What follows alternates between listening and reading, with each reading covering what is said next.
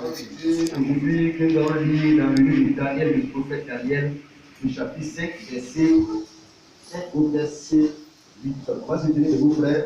On va lire dans Daniel, le chapitre 5. Voilà. Daniel, le chapitre 5, le verset 1 au verset 8. On a fait Dieu bénisse les frères qui filment là. Allez souvent sur YouTube, d'autres publications, d'autres qui sont voilà, sur Internet aussi.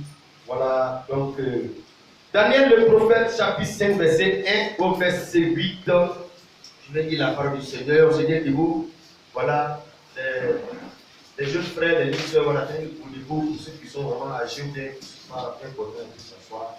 Daniel chapitre 5, à partir du verset 1, il est dit ceci. Le roi Belshazzar donna un grand festin à ses grands, au nom de 1000, et il but du vin en leur présence. Belshazzar, quand il goûtait au vin, tu apportais les vases d'or et d'argent que son père Nebuchadnezzar avait enlevé du temple de Jérusalem, afin que le roi et ses grands, ses femmes et ses concubines s'en servissent pour boire. Alors on apporta les vases d'or qui avaient été enlevés du temple de la maison de Dieu à Jérusalem, et le roi et ses grands, ses femmes et ses concubines s'en servirent pour boire. Il but du vin et louait les dieux d'or, d'argent, des reins et de fer, de bois et de pierre.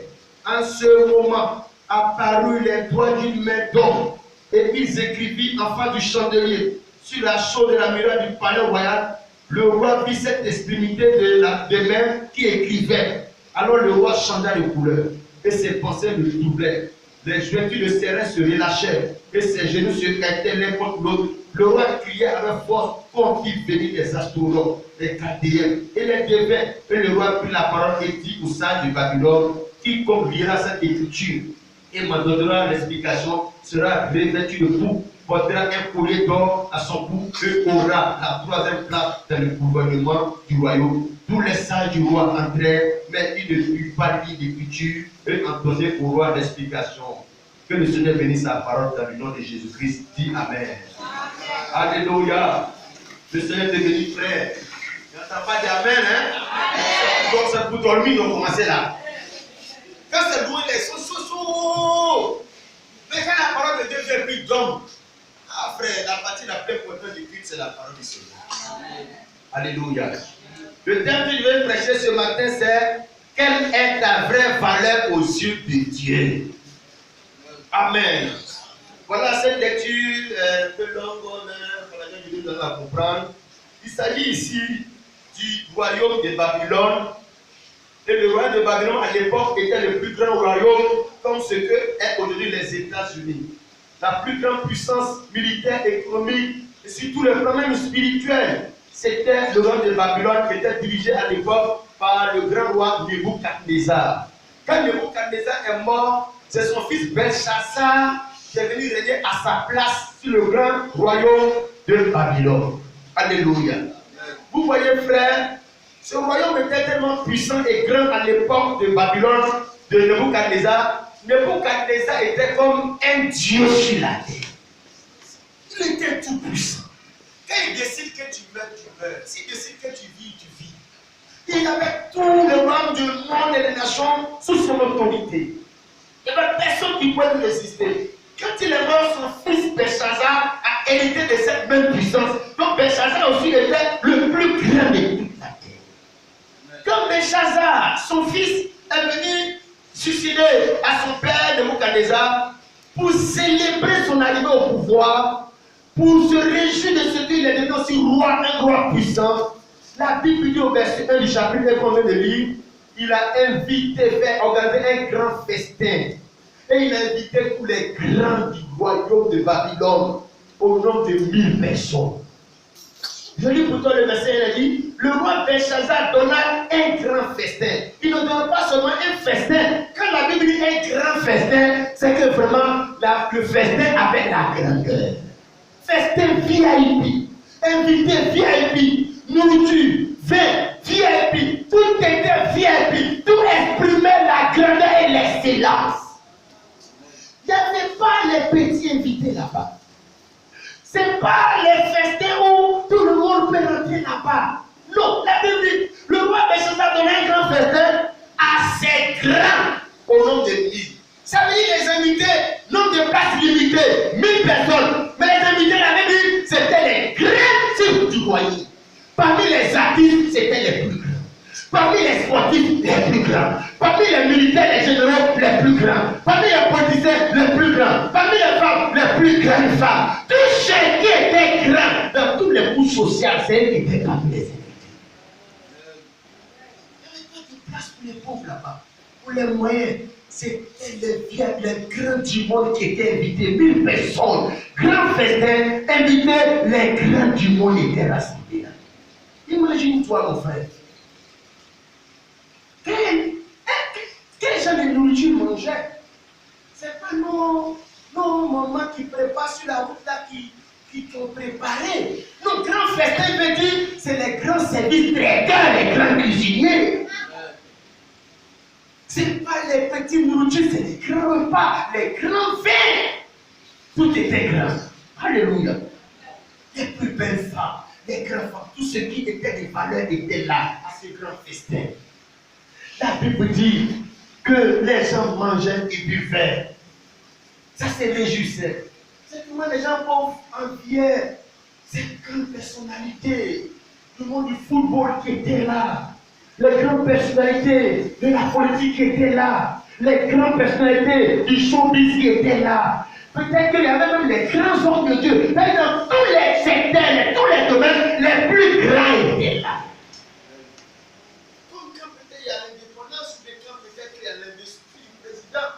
Mais c'est les grands qui sont là, les ambassadeurs. Mais derrière ce festin, ce grand rassemblement des gens qui étaient là, derrière ça, en réalité, mon frère, ma soeur, il y avait quelque chose qu'il veut que toi et moi on découvre. Au verset 4, il est dit, il but du vin. Les grands les invitaient le roi. Il but du vin.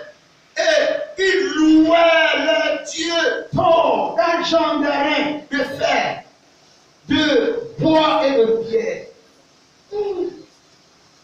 Ça veut dire quoi, frère? Ils buvaient, ils mangeaient les bons repas, les bons poulets. Tu vois tout ce qui était bien. La Bible dit, derrière ce grand festin, cette grande réunion, des remises de prix, avoir, Miss Côte d'Ivoire où il y a les grands grains. La Bible dit en réalité, c'est caché des divinités, des dieux que les gens adoraient dans cette grandeur des cérémonies. Le diable se fait adorer de façon subtile. Miss Côte d'Ivoire, nous on a des Miss Côte d'Ivoire où les jeunes filles qui sont là devant les papas, elles se mettent en maillot de bain, tous les papiers marchent. Tu vas voir seulement que c'est une compétition, un concours. Non, ce n'est pas seulement un concours, c'est l'adoration des divinités de la sexualité. Oh, ce grand conseil là, le prix des grands artistes aux États-Unis, le prix du coupé décalé, du Cora, le prix des artistes. Pour moi, seulement que ce sont des concours simplement. Mais mon frère, en réalité, dans les spirituels, c'est l'adoration des divinités. D'or, d'argent, de tout ce qui n'a rien à voir avec Dieu, que les gens seront se rassembler pour célébrer. 24, Noël, tout ça, on va voir le nom de Jésus, le Fils de Dieu. En réalité, mon frère, c'est l'adoration des divinités païennes, des dieux solaires, les 31, les 24, que les gens célèbrent, mon frère. Ça n'a rien à voir avec cette cérémonie. La Bible dit tout quand les grands, le roi, le Versailles était là, les grands qui étaient là. Ils ont mangé, ils ont bu, mais la Bible dit derrière ça, ils louaient les dieux, ruelles d'or, d'argent, d'airain, de fer, de bois et de pierre. Donc c'était une des cérémonies dans lesquelles en réalité les dieux étaient loués, adorés. L'or, les grands vêtements, les grands habits chers, les stars, tu les vois habillés. Tu vois mon frère le plateau, tout ce qui avait la grandeur là. On voit seulement les cérémonies des tempos, les artistes qui viennent chanter, mais c'était des dieux qui étaient loués.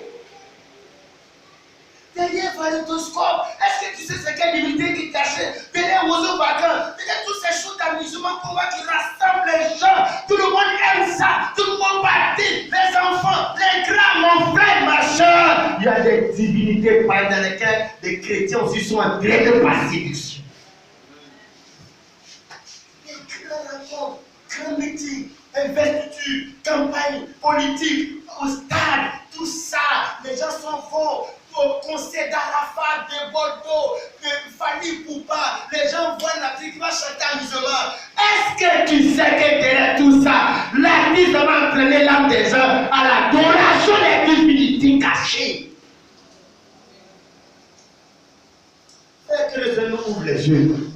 Le monde que nous voyons, ce n'est pas le monde physique, c'est le monde spirituel, mystique, satanique.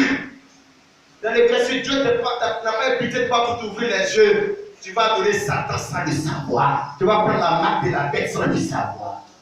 Et même ça est dans ton portable. Toutes ces choses sont dans ton portable. Tous ces artistes sont dans ton portable. Ces chansons sont dans ton portable. Les images de ces grands du football, Messi. Toi, tu vois Messi, il sait jouer. Cristiano Ronaldo. Tu vois les grands chanteurs Alkeli. C'est ce que tu vois. Mais derrière ça, ils incarnent des divinités qui ne font que célébrer par les chansons. Le Seigneur nous désire, bien aimés frères. Quand tu montes, c'est peut-être parce que tu es béni, tu es trop dur. Mais chacun entend ta voix sans que tu me saches, mon frère.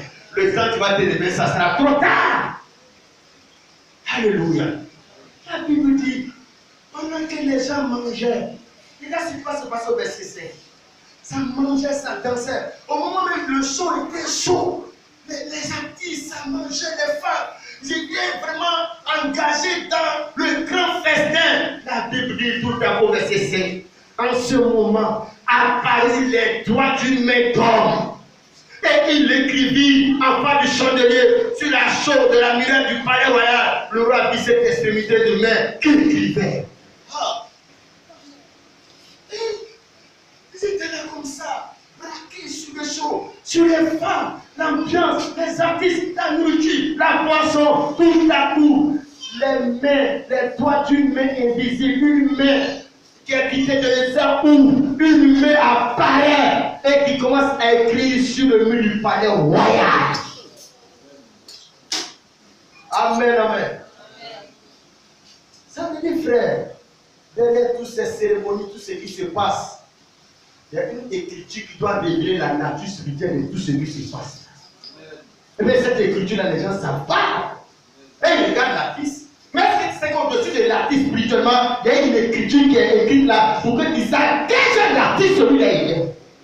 Mais les gens regardent l'artiste au lieu qu'ils regardent l'écriture. Parce que l'écriture dévoile la cérémonie, dévoile ce qui est caché derrière l'histoire d'Ivoire, derrière le grand chanteur, mon parent, Kofi Olomide. Tu vois mon frère, Dieu va donner sa main, la main de Dieu va apparaître pour écrire, pour donner l'identité de cette cérémonie de ce qui est là. Alléluia. Pendant que les gens regardaient les artistes, les belles femmes, les Côte d'Ivoire dans le maillot de bain, ils utilisent les jolies, regarde mais sa taille, non c'est les va gagner, tata. Malheureusement, ils ne regardent pas sur le mur, sur la muraille de cette cérémonie. C'est que Dieu en train de dire, écrit comme jugement. C'est comment tu appelles ça? Et lui, la voilà, elle est propre, hein? Elle la fille là, il va tuer. Mais ce que tu es en train de dire, c'est que tu as écrit sur cette beauté, cette forme-là. Est-ce que tu sais ce qu'il y a écrit dessus? C'est ça. Et l'église là, ils sont beaucoup. Et l'église catholique, c'est la première église. Est-ce que tu connais ce que tu as écrit sur la muraille de cette religion-là? Avant d'entrer. C'est ça. Ça veut dire que sur la muraille du palais royal, tu as écrit un panneau pour que tu puisses avoir la connaissance, l'identité, le jugement de Dieu sur ces choses-là avant de rentrer dedans, avant de mettre ton âme dedans, avant d'aimer ça. La Bible dit pendant la cérémonie, une main apparaît et écrit. Quelle est cette main? Mais cette main-là est la main que Moïse a vu, la main de Dieu. Lisons cela rapidement. Exode chapitre 31, verset 18. Frère, vous pouvez pas m'aider? Exode chapitre 31, verset 18. C'est quelque chose qui a déjà existé, cette main qui écrit, les doigts qui écrivent. Nous allons voir cette main-là pour que tu saches, mon frère, sur toute personne, toute religion, toute musique, Dieu a placé une écriture. Tu dois savoir l'écriture, la lire, la comprendre, l'interpréter avant d'écouter cette musique-là. Frère, tu peux lire. Exode chapitre 31, verset 18. Exode 31, verset 18. Lorsque l'Éternel Oui. Il a achevé de parler à Moïse. C'est ça. Sur la montagne de Sinaï. Oui. Il donna les 2 tables de témoignage. L'Éternel donna à Moïse les 2 tables de témoignage. Table de pierre. Table de pierre. Écrites du doigt de Dieu. C'est des tables de pierre écrites du doigt de Dieu. À ce moment-là, à l'époque, il n'y avait pas la papeterie. Papier, on écrivait sur les rouleaux, il n'y avait pas. Donc on écrivait sur les pierres. La Bible dit que quand Dieu a parlé à Moïse sur la montagne, Moïse est descendu avec des tables de pierre dans sa main. Ces tables avaient des écritures. Ces écritures étaient écrites par les doigts de Dieu. Amen. Alléluia. Le même chapitre 32 qui suit le verset 15, je lis pour toi. Moïse retourna et descendit de la montagne les 2 tables du témoin dans sa main. Les tables étaient écrites des 2 côtés. Elles étaient écrites de l'un et de l'autre côté. Les tables étaient l'ouvrage de Dieu et l'écriture était l'écriture de Dieu gravée sur les tables. Alléluia. C'est cette même main, ces mêmes doigts qui ont écrit la parole de Dieu. Que cette même main apparaît en pleine cérémonie, en plein grand festin, au temps du roi Belshazzar, pour écrire avec les doigts. On ne voit pas le visage, on voit la main qui écrit. Tu vois, parce que Dieu voulait parler aux gens de la cérémonie. Dieu voulait que les gens de la cérémonie sachent que ce qu'ils sont en train de faire là. Les écritures sont écrites sur la muraille. La Bible dit que le roi a changé de couleur un coup. Ses pensées sont été troublées. S'il a commencé à trembler sur lui, la fête était gâtée. Parce que celui qui a donné la fête, il ne se sent plus. Parce qu'il vient de voir quelque chose de surnaturel, il mérite qu'on arrête toutes ces cérémonies pour s'intéresser non plus aux artistes, aux musiciens, aux vêtements, aux stars, qu'on s'intéresse à l'écriture, ce que Dieu a écrit concernant ces choses-là. Comme toi aussi, il est important que tu arrêtes maintenant l'ambiance qui se passe sur cette terre, dans ce monde, l'ambiance de Pakinou là. Que tu découvres l'esprit qui est derrière ces choses de Pakinou là. Même si tu le donnes dans l'assemblée publique, est-ce que tu vois l'esprit qui est derrière ces fêtes-là aujourd'hui? Les gens adorent et louent le diable, les dieux des pierres, les dieux païens, les divinités sans le savoir.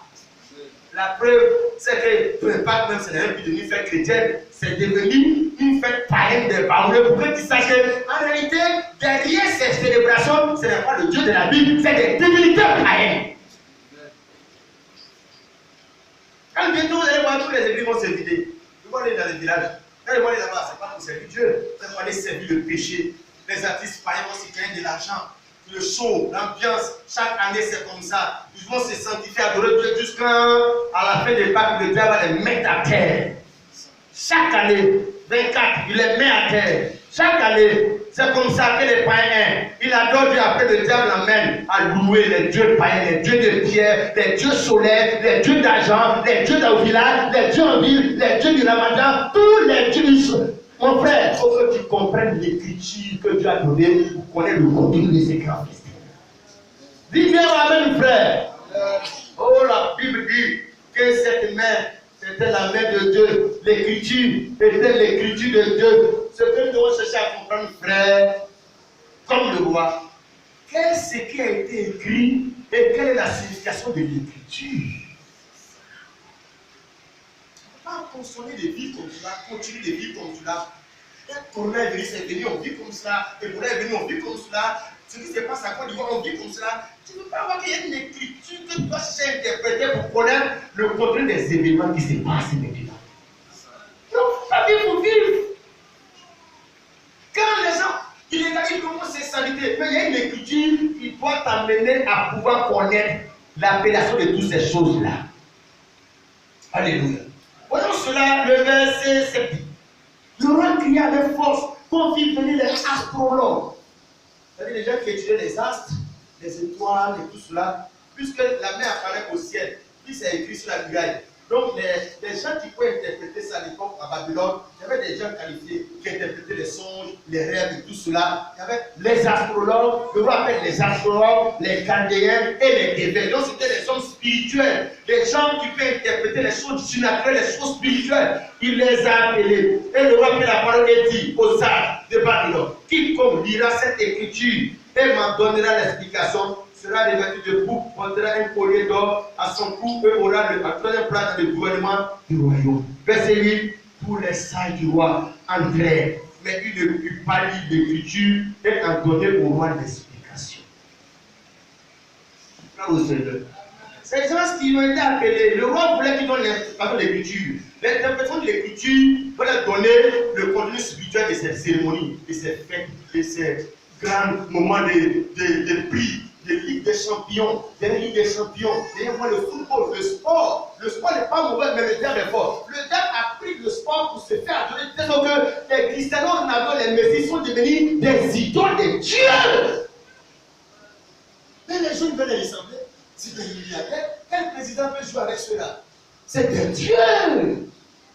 Tu vois, si le mec, les voitures qu'ils ont, les maisons de lesquelles ils dorment, mais c'est la célébration des dieux de pierre, d'argent, d'or. Alléluia. Chaque année, célébration de ces dieux-là, le prix du meilleur joueur, le prix du temps, On voit seulement des simples célébrations. Non, c'est des célébrations, pas des stars, mais les dieux qui font ces stars. La Bible dit, le roi appelle les astrologues, les Chaldéens et les grands de Babylone. Ils demandent l'explication. Ils ne peuvent pas interpréter l'écriture. Mais pourquoi? Mais parce que l'esprit de la main qui a écrit là n'est pas en eux. Comme aujourd'hui, mon frère, on peut représenter ces astrologues, ces Chaldéens, ces devins, aujourd'hui des pasteurs, les prophètes. Non, ils sont forts, révélation, parole de connaissance, prophétie, il n'y a pas de problème.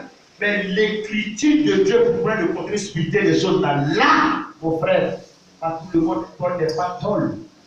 Dès le moment où tu ne peux pas interpréter l'écriture, mais comment les gens vont connaître la volonté de Dieu?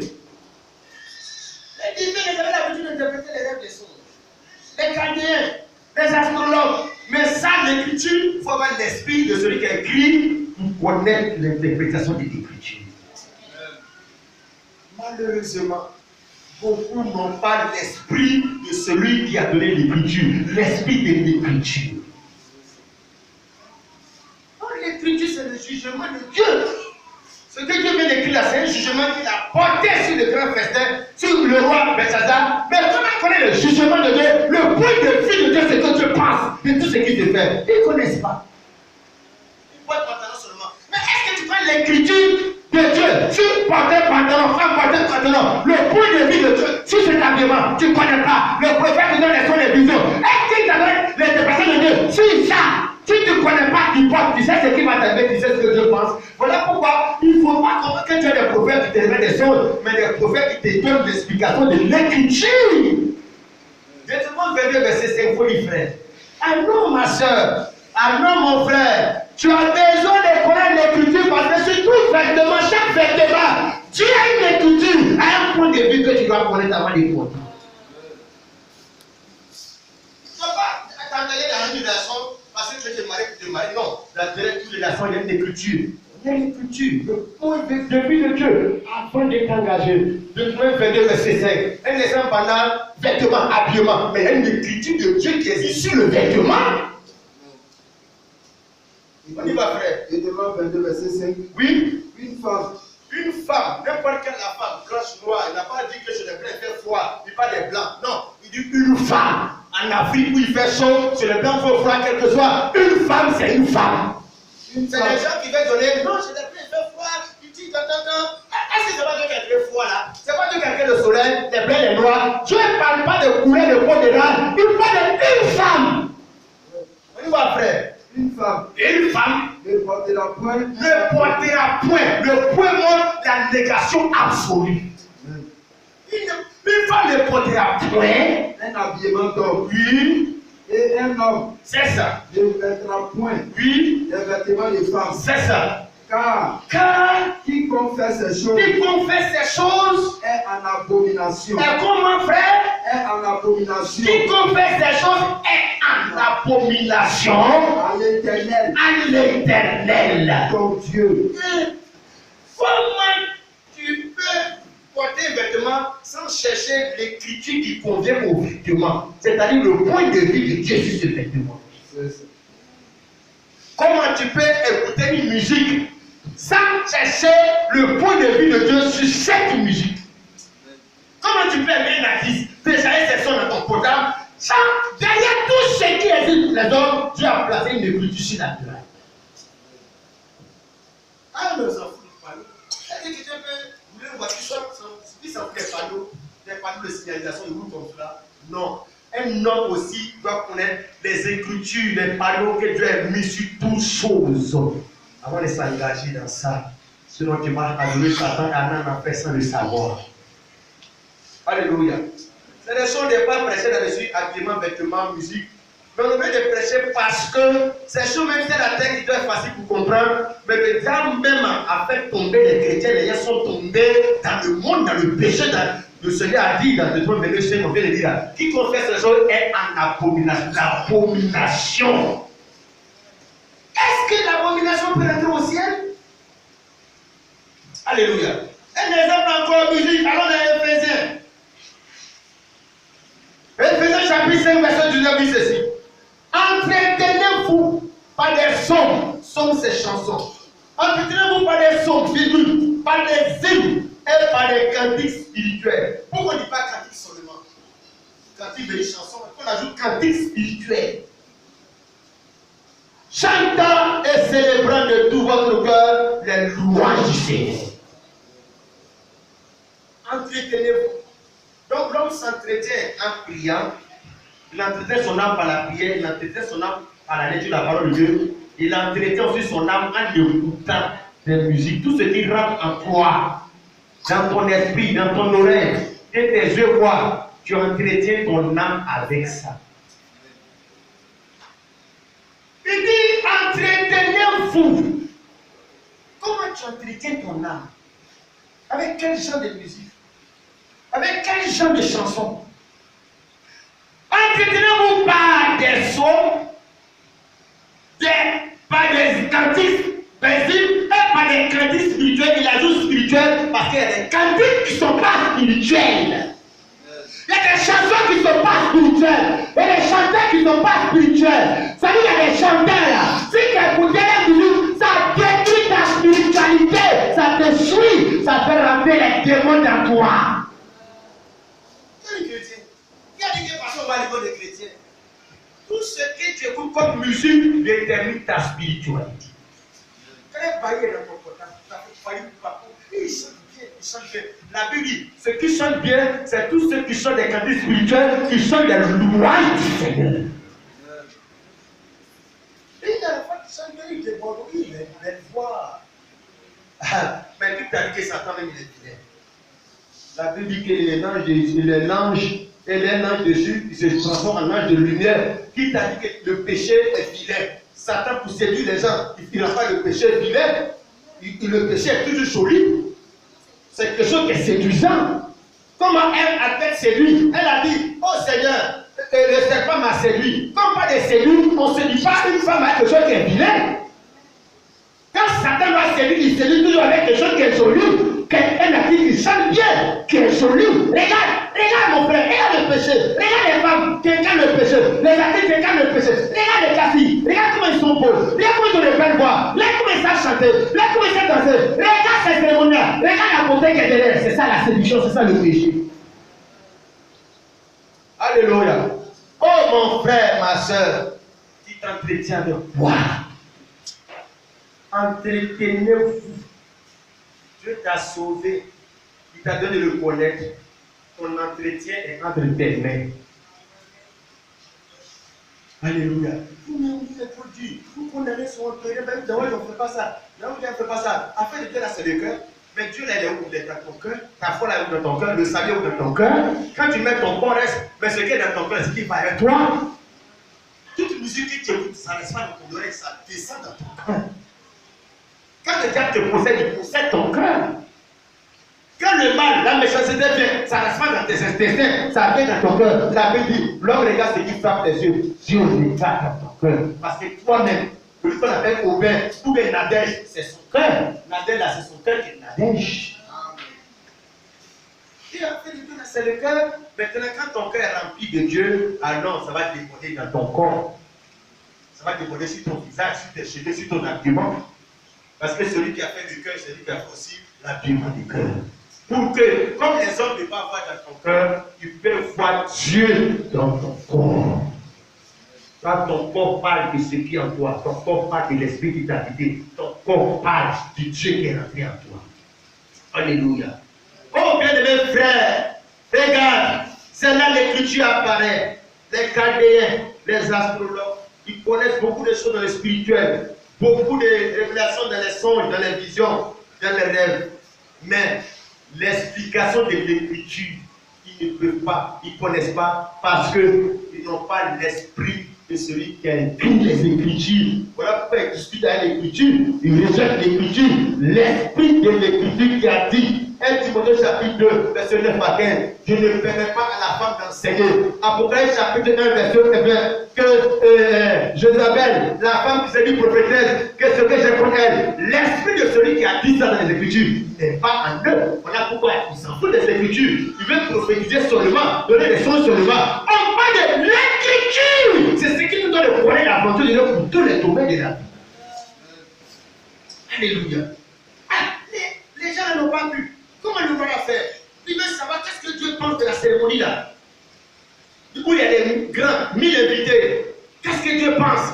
C'est que Dieu a écrit là, son jugement, son interprétation. Parce qu'il ne veut plus continuer les cérémonies là. Aller dans ces fêtes là, aimer, Miss Côte d'Ivoire, faire le Toscop. Qu'est-ce que Dieu a écrit qu'il pense là? Lui le connaître. Oui, il y a le son dedans, il y a les ambiances dedans. Mais lui, il a vu que son attention ne peut attirer sur les abysses, mais sur l'écriture, ce que Dieu pense de ça. Ils n'ont pas pu. Alors la femme du roi, la reine, a dit à Belshazzar, à l'époque de ton papa, le Nebuchadnezzar, qu'elle avait des songes et des rêves, et que les astrologues, les magiciens ne pouvaient pas expliquer. Il y avait un enfant d'Israël qui s'appelle Daniel. Le roi lui faisait appel et puis il donnait l'explication des songes du roi. Est-ce que tu ne peux pas lui faire appel? Et Belshazzar, le roi, va faire appel à Daniel. Alléluia. Frère, il te faut rencontrer ton Daniel. Tu as tout rencontré les astrologues. Tu as tout rencontré les visionnaires, les songeurs. Ce que tu dois connaître, l'écriture de Dieu, la parole de Dieu que Dieu a écrit sur le muraille de ta vie. Arrête de vivre pour continuer. Tu dois connaître ça. C'est quand tu vas connaître ça, tu pourras marcher sur la volonté de Dieu. Nous avons appelé Daniel. Regarde, frère. On ne va pas lire l'histoire, on va aller directement comme c'est dans ce que Daniel a donné comme explication. Daniel, chapitre 5, le verset 23. Non, verset 24. Je vais ce matin te prêcher avec tout mon cœur. Je vais ce matin te faire entendre la voix de Dieu. Car le village dans lequel aujourd'hui le monde est parti, tout le monde chrétien, c'est un village très dangereux.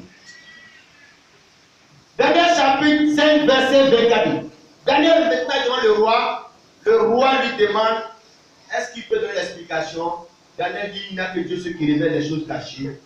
Verset 24, Daniel dit ceci, c'est pourquoi il a envoyé cette extrémité de main, c'est Daniel qui parle au roi.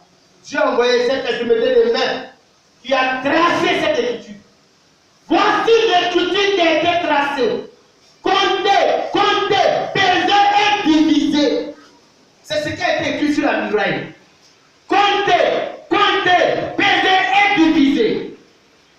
Le verset 26. Et voici l'explication de ces mots. Comptez, Dieu a compté ton règne et il a mis fin. Pesez, tu as été pesé dans la balance et tu as été trouvé léger.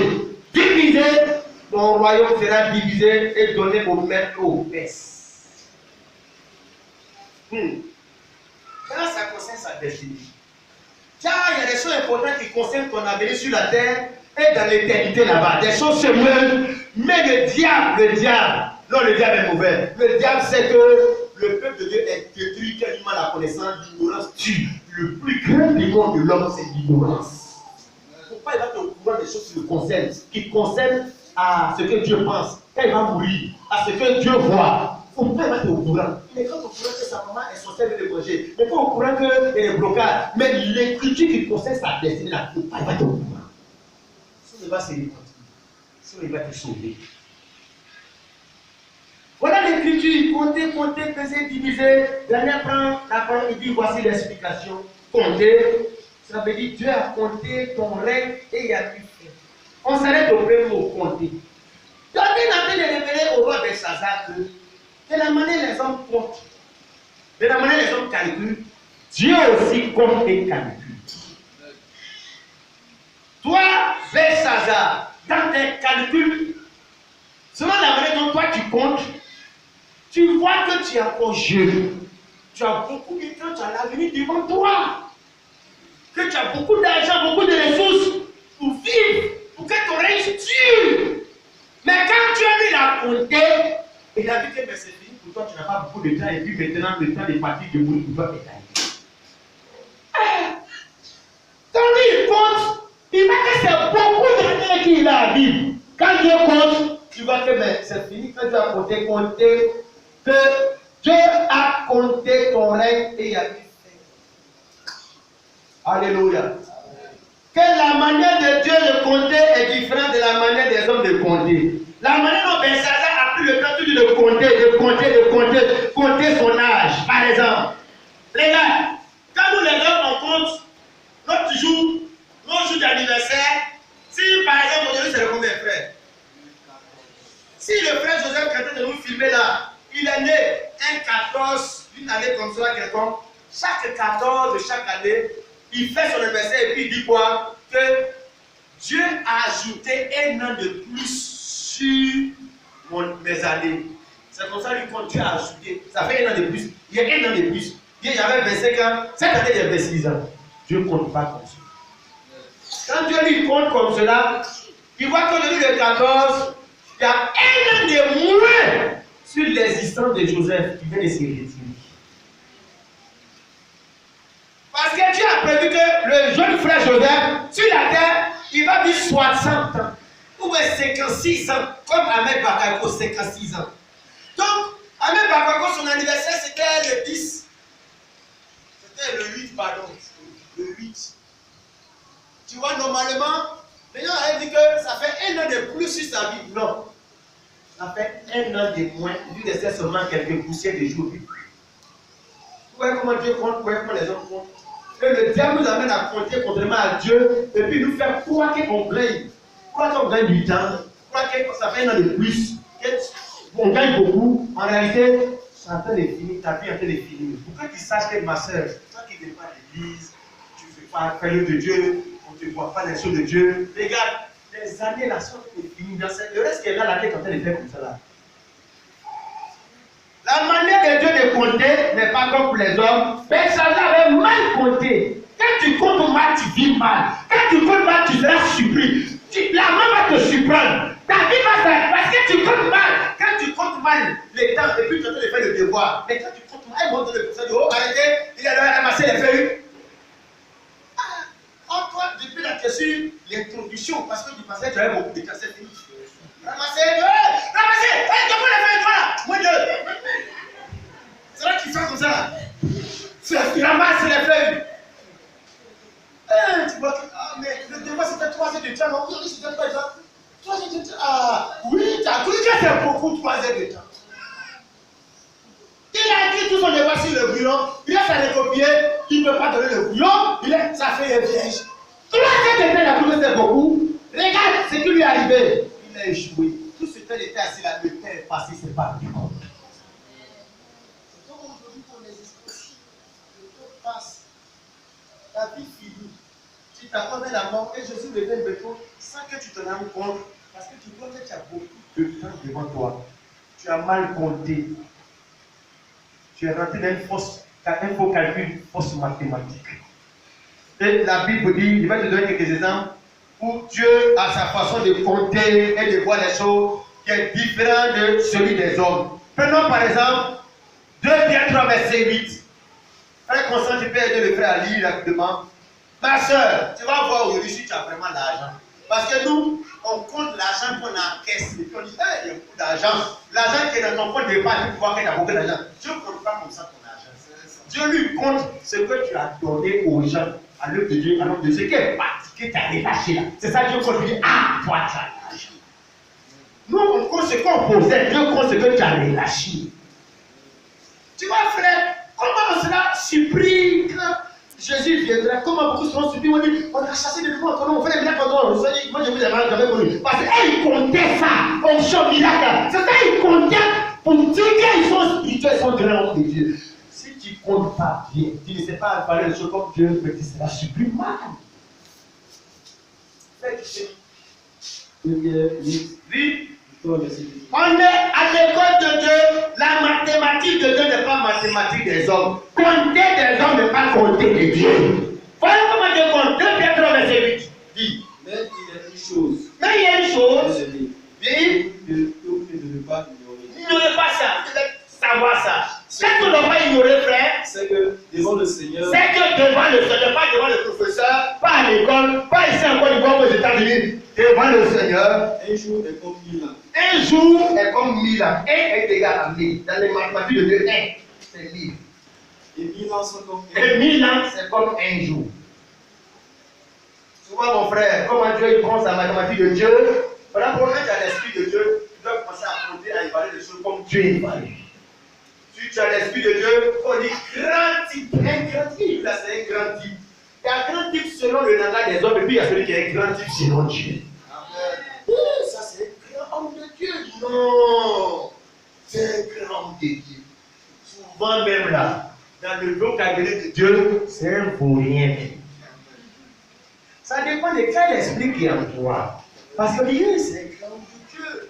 Parce qu'il soit à la télé. Parce que quand il m'a l'éclat de corps, il est grand comme des grands ministres. C'est un grand homme de Dieu. Jésus a dit concernant Jean-Baptiste. Jean-Baptiste, apparemment, pour le gars, il ne ressemblait à rien. Il prêchait dans le désert, il n'y avait pas de temps d'église, c'était, il faisait chaud, il n'y avait pas d'eau de nourriture. Il mangeait des sauterelles, il buvait du miel sauvage, et puis il était mal habillé en peau de chameau. Il ne ressemblait à rien. Jésus a dit, parmi tous ceux qui sont nés des femmes, il n'y a pas plus grand de Dieu que Jean-Baptiste. Si toi tu étais là, c'était appelé Jean-Baptiste, grand homme de Dieu. On a appelé les gens qui sont dans les synagogues, les pharisiens, les sadducéens, les héros, là, grand homme de Dieu. Ce que Dieu appelle grand, ce n'est pas ce que les hommes appellent grand. Ce que Dieu appelle beau, ce n'est pas ce que Dieu appelle beau. Le plus important, c'est là ce que Dieu pense que toi là est le plus important. Là, tu es joli devant les jeunes gens, mais devant Dieu là, ma sœur, t'as les deux matchs. Peut-être à la regarde les mêmes bagages quand ils meurent, regarde les soldats qu'on les rend. Il dit qu'il est mort en Allemagne, l'armée de l'Allemagne, lui a dit les soldats avant qu'ils le mettent dans l'avion. Quand il a mis dans l'avion, il a regardé à la télé, quand l'avion venait, on devait normalement, habituellement mettre le cercueil dans la pâture des bagages. Ils n'ont pas mis là-bas. Le cercueil est sorti dans la pâture. Quand le président descend l'avion dans la tête, il descend là, c'est là-bas qu'ils ont fait sortir du cercueil. Parce qu'on se dit que c'est un grand, il est un grand, lui a tous les organes des grands. Maintenant, avec les lunettes de Dieu, il faut te demander, est-ce que quand Dieu regarde là, c'est un grand Dieu?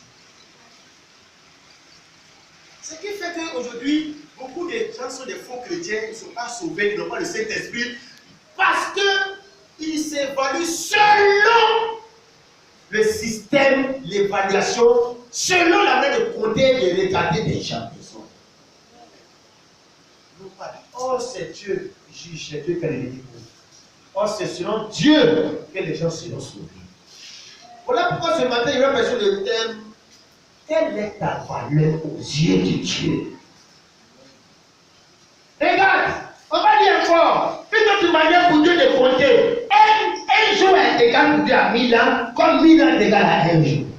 Marc chapitre 12, verset 41 à 44. Frère Aubin.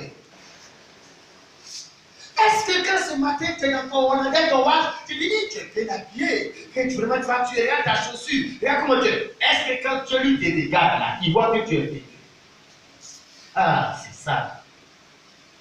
Parce que quand tu te regardes, tu n'es pas comme l'Apocalypse, tu es nu, tu n'es pas habillé. Parce que tu refuses de t'habiller, de te revêtir de la nature de Dieu. Mais ce qui fait la gloire humaine, c'est ça que tu cherches. Non, tu dois t'habiller avec la nature de Dieu. La Bible dit revêtez-vous de Jésus-Christ. Frère, tu peux lire Marc chapitre 12. Marc chapitre 12, verset 41. C'est ça. Jésus s'étant assis vis-à-vis du trône, Oui. regardait comment la foule y mettait de l'argent. Reprends la lecture, frère. Frère, suivez ici. Ne soyez pas distrait par les enfants. Regarde bien, Dieu va t'apprendre aujourd'hui à compter. Un jour, il y a la fille d'un de mes amis là, elle était encore petite. Et puis je lui ai demandé 2 paires d'argent. Une paire de 25 qui est bien gros, et puis une paire de 50 francs qui est petite. Je lui ai montré les 2 paires, et elle a prendre un. Elle a pris 25 parce que c'est gros. Elle, quand elle voit que l'argent qu'elle prend est beaucoup, elle a laissé les 25. Plus tard, elle a pris les 25, elle a laissé les 50 francs. Plus tard, quand elle a grandi, quand il a fait la même expérience, elle a pris les 50 francs parce qu'elle a atteint la maturité, elle s'est comptée comme les grands. Il faut que tu apprennes à savoir compter ton argent, tes années, le reste du temps que tu as vécu, ce qui te reste à vivre. Que tu ne puisses pas vivre comme si tu as beaucoup de temps qui te reste. Marc chapitre 12, verset 41, frère, tu peux lire. Marc chapitre 12, verset 41. Oui. Jésus, s'étant assis vis-à-vis du trône, Oui. regardait comment la Faut foule. pas te presser. Jésus, le trône, c'est comme le palais d'offrande. On appelait le trône. Donc Jésus est venu se mettre là, le Seigneur, le Dieu de l'Ancien Testament qui a ordonné qu'on puisse le servir avec les offrandes, avec tout ce qu'on peut apporter de la main de l'Éternel. Il est venu s'arrêter là, pour regarder dans le trône. Et puis il a dit, il regardait, Dans le trône, comment la foule. écoute, il regardait comment la foule. Il mettait de l'argent. Il n'a pas regardé combien les gens mettent l'argent. Comment? Le Seigneur ne regarde pas le combien, mais le comment. Le Seigneur ne regarde pas le fait que tu vas à l'église, mais comment? C'est le comment, la manière. Le Seigneur ne regarde pas le fait que tu chantes. Comment tu chantes? Le Seigneur vient parce que les pasteurs, quand ils viennent au panier, et les états à là, 100 francs dans le bas de les paniers. D'autres là, c'est filé, ils prennent. Quand tu mets 100 francs, ça tombe. Toi-même, tu cherches ton argent, même, ça glisse comme ça. Ça glisse même. Ça va bien que tu étais assis. Billet, 500. Même 500, quand tu donnes le pasteur, tu as mal. 10 000, 5 000. Et puis là-bas, on prie pas. Oh Seigneur, bénis ces offrandes. Bénis ceux qui ont donné. Bénis aussi ceux qui n'ont pas donné. Hey! Là-bas, c'est les donateurs. Il n'y a pas petit jeton. Jésus n'est pas venu regarder combien on donne, mais comment les gens donnent l'argent à Dieu. Voilà pourquoi on ne pêche pas la dîme, parce que la dîme, c'était donner l'argent comme Dieu a obligé les gens de donner. Dans le Nouveau Testament, je vais te regarder si tu donnes ton librement sans contrainte, parce que Dieu est celui qui donne les gens. Donc moi tes frères, tu n'as pas donné ta dîme, si tu ne donnes pas tes enfants, tu es malade, tes enfants sont marchés. Donc, pour ne pas que mes enfants vont avoir des problèmes, tu donnes ma dîme. Donc, tu donnes parce que tu as peur. Dieu veut que tu donnes parce que tu l'aimes. Il veut que tu donnes parce que tu connais la valeur de ce qu'il fait pour toi librement. Si tu veux, tu donnes les 10%. Tu es libre. Parce que tu veux voir comment tu donnes. Si tu veux donner parce que Dieu a dit, c'est comme si c'est lui qui t'a forcé. Si tu veux, tu donnes rien. Si tu veux, tu donnes tout. Si tu donnes 100%. Si tu veux, tu donnes 10%. Nous, on est pour que tu donnes la dîme. Si tu dois donner comme Abraham a donné au commencement, parce que quand Abraham a donné à Melchisedec, personne ne l'a forcé à donner la dîme à Melchisedec. Il a donné librement. Dîme comme cela, là, on dit oui parce que tu donnes de la bonne manière. Mais si tu veux donner comme les enfants d'Israël sous la loi c'est la contrainte. Parce que si tu ne donnes pas, voilà les sentences. Voilà comment. Nous, on prêche le donner. On dit que dans la dîme, dès qu'elle s'est présentée, c'est donné selon la loi. Parce que si tu tombes malade parce que tu tombes malade, ce n'est pas parce que tu n'as pas donné du tout que tu tombes malade. Ce n'est même pas ton argent que Dieu bouffe. Ce n'est pas ça. Pourquoi les pasteurs prêtent l'argent dîme et la circoncision? Et après que les choses là ne pas couper l'église sont là. Pourquoi pas? Parce que l'autre, c'est l'argent. Mais la circoncision, il y a beaucoup d'ordonnances de la loi que Dieu a ordonné, comme la dîme. Mais comme c'est le côté de l'argent, puis là-bas, Dieu a donné des exigences, des sentences. Alors les gens s'agrippent. Non. Dieu, le Seigneur, veut voir comment les gens, comment tu donnes là. Et la Bible dit qu'il faut dire frère. Et je vais regarder comment les gens mettaient leur argent. Comment? Combien? Il s'en fout du montant. Il s'en fout. Non. Lui, il ne regarde pas que les gens ont donné 500 000. Ah, les gens ont donné. Non, Jésus ne regarde pas comme ça. Même si les gens ont donné, peut-être c'est 450 francs, 300. pépites qui sont données beaucoup parce que c'est le comment les gens ont donné de tout leur cœur. C'est ça qui est compté. La main ne compte là. Lui, c'est pas le combien, mais le comment il compte. Tu peux dire, frère. Regardez. Comment la foule y mettait Comment la foule y mettait de l'argent. de l'argent. Plusieurs riches Mettaient beaucoup. Et ils mettaient beaucoup. Et c'est pas que Jésus regarde comment. Et parce que Jésus regardait combien. Ça tourne beaucoup. On distribue les enveloppes. Ça tourne, les fêtes de moisson. Ça tourne beaucoup. Regarde le Seigneur ce qu'il va dire, frère. Il vient aussi une pauvre veuve. Donc face aux grands riches, il y a une pauvre veuve aussi qui est venue donner. Une pauvre veuve. Elle est veuve. C'est-à-dire sa situation sociale financière est difficile. Et puis elle est pauvre encore pour ajouter. Mon frère, ma soeur, même si tu es élève, tu es pauvre, ton mari est mort, tu es veuve, tu es orphelin, tu es père des mères, tu dois donner. Regarde, moi, dis, malgré ta situation, quand il s'agit de Dieu, là, Dieu va voir comment, qu'est-ce que tu vas faire. Tout le monde s'est cadré sur la tête. Non, moi, je n'ai rien. Parce qu'on pense qu'il faut avoir beaucoup de non, le Seigneur veut voir, même quand tu as peu là, comment? Frère, tu peux dire. Une pauvre veuve. Une pauvre. Elle y mit Oui. deux petites pièces. Elle y mit deux petites pièces. On ne dit pas seulement deux pièces. On montre ce qu'elle a donné, ça n'est même pas beaucoup savourer. Elle y mit deux petites pièces. On va voir comment Dieu, le Seigneur, compte. Les pasteurs là, les gens escrocs qui manipulent les gens. Le Seigneur, il ne regarde pas combien de comprend. Une église, tu donnes 100 francs, quand tu as mal, on dit c'est ce que tu as donné, ça là, c'est pas beaucoup. On va répondre les offrandes, c'est ce que vous avez porté, faites donner, non, le Seigneur regarde comment tu as donné. On prêche le comment, la manière qui conduit le Seigneur. Parce qu'on ne se moque pas de Dieu. Dieu connaît ton cœur, il connaît l'argent que lui t'a donné. Si tu veux, il faut cacher, il faut venir donner. Il connaît. Lui, il veut voir le comment. Il veut voir si tu es une escroc, un abat égoïste. Il veut voir le comment. Si tu es reconnaissant. Oui, frère, elle a mis deux petites pièces. Pesant un quart de sou. Ça vaut rien même. Alors, Oui, Jésus ayant appelé ses disciples, leur dit, je vous le dis en vérité. Amen. Cette pauvre veuve a donné plus. Quand on fait le calcul selon la mathématique des hommes, c'est les gens qui ont donné plus qu'elle dans la manière de compter les hommes. Mais dans la manière de compter du Seigneur, cette femme a donné plus parce que le Seigneur regarde le comment. Pas le combien. Elle a donné plus. Le Seigneur a dit à Daniel, à Bethsaida, comptez. Ton royaume a été compté, ton règne a été compté. Et Dieu a décidé d'y faire. Tu vois, quand Dieu compte les choses, c'est ça qui est important. Quand Dieu compte ton argent, c'est ça qui va faire que tu as ou tu n'as pas. Mais quand les hommes comptent, le banquier compte, dans ton compte là-bas il y a 10 millions, 20 millions, tu te dis que tu as l'argent, mais Dieu ne compte pas comme cela. C'est que tu as en réserve. Il compte ce que tu as relâché pour le de Dieu, ou même pour un frère, ou quelqu'un d'habitude. Ce qui est parti là, c'est ça que Dieu compte pour voir que tu es riche. Tu es riche. Frère, tu peux dire. Aucun de ceux qui ont mis dans le trône. C'est ça. Car tous ont mis de leur superflu. Leur superflu, ça veut dire les poissons. Ça veut dire il a 10 milliards. S'il donne 10 francs à quelqu'un, qu'est-ce que ça lui fait? C'est ça qui est superflu. Ça ne fait rien. La femme là n'est pas venue donner son superflu. Elle a donné quoi? Frère, tu peux lire. Il donnait leur superflu. Quand un ministre ou bien le président de la République, il veut faire don de 10 millions, il y a une ambulance, 2 ambulances à la région du Béquet. De son côté, non, le président, monsieur le président, 2 ambulances.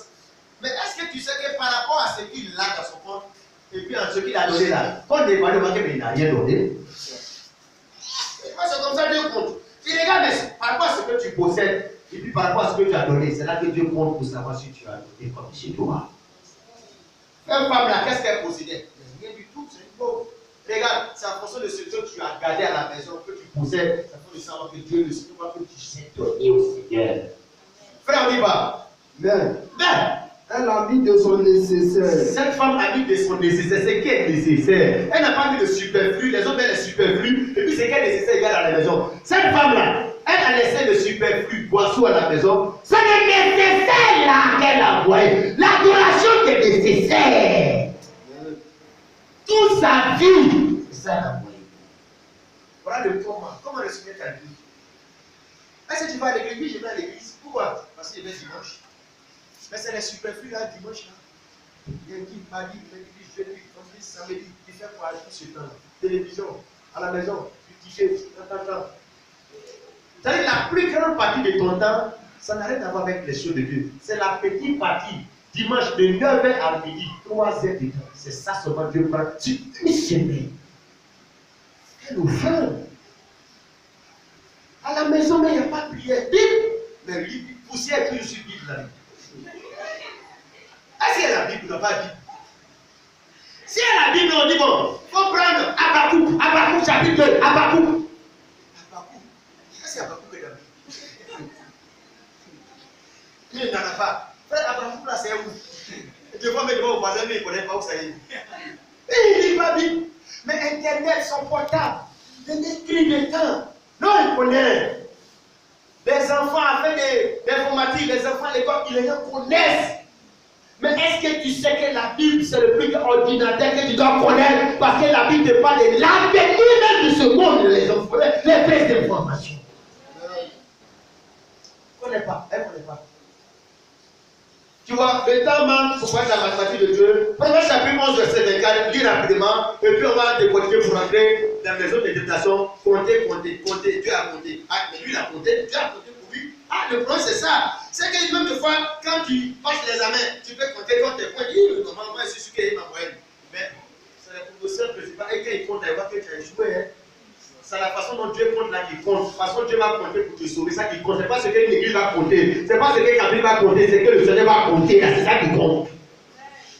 Qu'est-ce que Dieu compte? Non, tu as fait des diamants là. Tu as fait de Dieu là, c'est le cœur, c'est pas diamant. Donc, il ne compte pas diamant. Il ne compte pas cheveux, il ne compte pas. Et il y a ce qu'il compte. Mais Dieu lui compte tout ça. Tu vas te laisser surprendre, ma soeur. Celui qui est le collecteur de l'examen, c'est le Seigneur. Celui qui a fait les épreuves pour le salut, c'est le Seigneur. Le collecteur, c'est le Seigneur. Celui qui donne les points de cotisation, c'est le Seigneur. Il ne faut pas mettre le point à côté que ça ne compte pas. Frère, tu peux lire. Proverbe chapitre 11, verset 24. Proverbe 11, verset 24. Proverbe 11, verset 24. Oui. Tel Oui. qui donne librement. Tel, comme la bonne preuve là, tel qui donne librement. La manière, le Seigneur, regardez comment on donne. Librement veut parler de la manière de donner. Librement veut dire que c'est sans obligation. Ce n'est pas Dieu même qui t'oblige, ce n'est pas le pasteur qui t'oblige. Tu donnes librement parce que la décision vient de toi-même. Tel qui donne librement Devient plus riche. devient plus riche. Et tel qui épargne à l'excès. Tel qui épargne, qui garde, qui économise à l'excès. Ne fait que s'appauvrir. Le fait que ça pauvreté. Pour Dieu, la pauvreté, c'est quoi? C'est le fait d'amasser, de garder. C'est la pauvreté. Mais donner et lâcher, c'est s'enrichir. Nous, on ne pêche pas pour escroquer les gens, manipuler les gens, l'argent, tout ça. On met les choses à leur vraie valeur. Arrêtez, il y a des gens qui sont beaucoup pauvres. Parce qu'ils pensent qu'ils possèdent, alors ils sont riches. Comme dans Luc, chapitre 16 à 21, le mauvais riche est un homme qui a travaillé beaucoup d'argent, beaucoup de récoltes, beaucoup de semences. Il pensait il était riche. Le Seigneur a dit, mais tu es fou, tu es malheureux, tu es pauvre, tu es bête, tu n'es pas riche. Pourquoi? Parce que comme il possède les choses des riches, et le Seigneur lui dit, non, tu es riche pour toi-même, mais tu n'es pas riche pour Dieu. Luc chapitre 12, verset 16 à 21, on n'a pas le temps. Le mauvais riche. Est-ce que les chrétiens, les gens, ils sont riches? Est-ce qu'ils sont vraiment riches? Sont les camarades de compter de Dieu, est-ce qu'ils sont riches? Ma soeur, dans le plan de Dieu là, tu es plus riche que. Tu as l'argent plus que. Parce que Proverbe 11, 24 dit, tel qui donne librement devient encore plus riche, mais tel qui épargne à l'excès ne fait que s'appauvrir. Les pauvres, Dieu les regarde. Les milliards sont pauvres. Rien qui veut dans leur village, dans leur pays. Malgré les milliards là, les gens, il y a des gens qui sont pauvres dans leur village. Mais c'est que tu es pauvre. Les milliardaires en Côte d'Ivoire, et puis il y a des gens qui donnent les sycobois, c'est que ces milliardaires-là ne sont pas riches. Alléluia. Tu vois, frère, voilà la manière de Dieu de compter, par exemple, que nous venons de montrer. Souvent, dans les églises, les gens comptent le nombre de personnes. Et lui, il a un grand ministère parce qu'il a beaucoup de fidèles. Mais est-ce que c'est comme ça que Dieu compte pour dire que ça c'est les grandes églises? Est-ce que c'est comme ça que Dieu compte? Est-ce que Dieu compte le nombre des gens comme on fait les comptes de ceux qui comptent la population là? Voilà. Est-ce que Dieu compte comme ça? Ah, non? Et c'est ça qui fait l'illusion, la tromperie. Dans le chapitre 6, verset 5 rapidement, Élisée avait été envoyé par une armée étrangère de plein de soldats. Il voyait que c'était fini pour lui. Parce qu'il comptait les ennemis qui étaient nombreux. Dans le chapitre 6, il a dit, Dieu a dit avec cela, comptez, ton royaume a été compté, et Dieu a mis fin. Dieu a compté, c'est fini. Regardez, il a compté, pas que c'est un poignet. Dans le chapitre 6, rapidement frère, le verset 14 dit, et il envoie des chevaux, des chars, une fois tout, non pas de laver l'ennemi qui vient attaquer Élisée et Élie. Sinon, Élisée et son serviteur. Les chars, une fois tout, qui arrivait de lui, qui enveloppait la vie, une fois tout, ça dit c'est beaucoup d'eau. 2 Rois chapitre 6, verset 14. Le serviteur de l'homme de Dieu se leva de bon matin et sortit. Et voici, une troupe entourait la ville avec des chevaux et des chars. Et le serviteur dit à l'homme de Dieu, ah mon Seigneur, comment ferons-nous? Il répondit, il ne craint point, car ceux qui sont avec nous sont en plus grand nombre que ceux qui sont avec nous. Quand lui est venu, il comptait comme les hommes. Mais la guerre se gagne avec le nombre de combattants. Ils sont de plus grands que tous entourent. Il était effrayé. Et Élisée, qui est le prophète, qui a l'esprit de Dieu, qui compte comme Dieu compte, qui a la science, la mathématique de Dieu, il dit non, il ne faut pas compter le nombre comme cela. Ceux qui sont avec nous sont plus nombreux que ceux qui sont avec eux. Comme on compte les nombres des gens d'une église, on ne compte pas les gens qui sont dans l'église. On compte le nombre d'anges et la présence de Dieu qui est là. C'est ça qui fait que c'est une grande église. Élisée dit, mais ceux qui sont avec nous sont en plus grand nombre. Mais le gars, il ne les voit pas. Et la Bible dit ceci, au verset 17. Élisée pria et dit, Éternel, ouvre ses yeux pour qu'il voie. Et l'Éternel ouvrit les yeux du serviteur qui vit la montagne pleine de chevaux et de chars de feu autour d'Élisée. Ah! Il a vu que Élisée, on est une grande assemblée, une grande église. Parce que ce n'est pas nous deux qui sommes là. On est là avec une multitude d'anges et de chars de feu. C'est la présence de Dieu qui fait qu'on est là. Là où 2 ou 3 sont assemblés à mon nom, ce n'est pas les 2 ou les 3 qui sont beaucoup. Je suis présent. C'est la présence de Dieu qui fait que les gens sont nombreux. Mais ils sont 1000 personnes, 10 000 personnes. Mais la présence de Dieu n'est pas là. Dieu n'est pas là. Parce que Dieu est pas là, la parole de Dieu n'est pas là. C'est Dieu n'est pas beaucoup. Parce qu'on calcule selon la présence de Dieu, pas selon la présence des autres. Est-ce que tu sais que quand tu es seul, en effet, tu n'es jamais seul. Un chrétien n'est jamais seul. Un chrétien, il est au moins deux. Comme quand Nebuchadnezzar a jeté les enfants de Dieu dans la fournaise de feu. Il dit, n'ai-je pas jeté 3 personnes dans le feu, mais que se fait-il qu'il y a un 4e? Chrétien, tu n'es jamais seul. Même quand tu es dans ta chambre, il n'y a plus 2 personnes, il y a toi et l'ange de l'Éternel qui campent autour de ceux qui craignent. C'est ça qui montre que tu es beaucoup. Les sorciers n'ont qu'à devenir 2000. Ils n'ont qu'à voir les sorciers de San Pedro, de Méagui, ceux du village, ils n'ont qu'à venir contre toi. Toi, avec l'autre, vous êtes plus nombreux parce que celui qui est avec toi est plus grand que celui qui est dans le monde. Si tu as la mathématique de Dieu, ma soeur, non, tu vas changer d'avis. Tu vas marcher comme une femme de foi, tu vas marcher dans la victoire. Mais si tu comptes comme les gens comptent, si tu comptes ton argent comme les gens comptent, tu vois que tu es pauvre, en réalité tu n'es pas pauvre, tu as l'argent qui est riche. Parce que Dieu mesure selon ce que tu donnes pour son œuvre. Mais si c'est tout petite pièce d'argent. Alléluia. Et le Seigneur nous apprend de à compter. Somme 90, verset 12. Si Dieu ne t'apprend pas à compter, tu es perdu. Tu dois compter comme Dieu compte ton règne. Pendant que tu es sur la terre, c'est un règne. Mais est-ce que tu connais le temps, la durée de ton règne?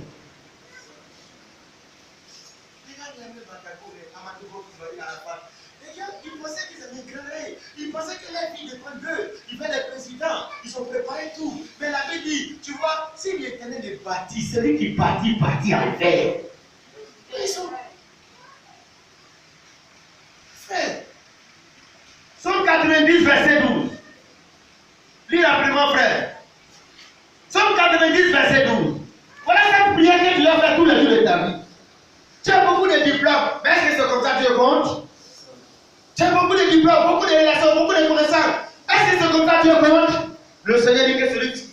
Dieu se glorifie d'avoir de l'intelligence et de me connaître et savoir que moi je suis de Dieu. C'est ça le diplôme que Dieu veut.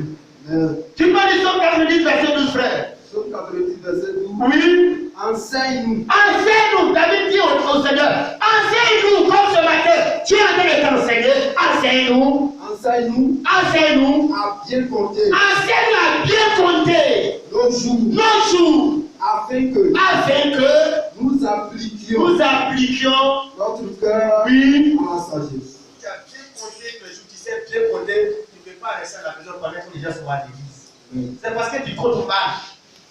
Apprends-nous, on doit t'apprendre, on apprend à compter à l'école, à l'église, on doit t'apprendre à compter.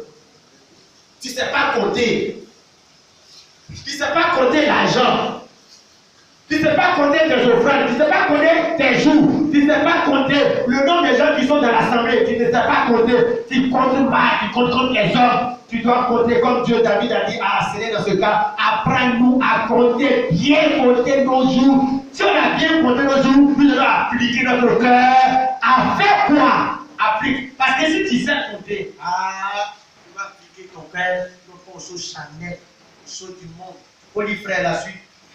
90 verset 12, afin que nous appliquions notre cœur à la sagesse. La sagesse de Dieu. Tu ne sais pas compter les calendriers. On a 2021. Mais Dieu dans quel mois? Attends, c'est pas compter. Dieu ne regarde pas 2021. Dieu ne regarde pas les années. On a déjà augmenté, je ne veux pas encore marier. Vraiment, non, ça là. Et Dieu ne compte pas comme cela. Tu comptes comme les hommes. Voilà quoi tu te débrouilles. Les gens couchent avec toi, c'est bon ici, gauche. Pas comme Dieu, Dieu regarde pas l'âge. Dieu, il est l'éternel, il n'est pas soumis au temps.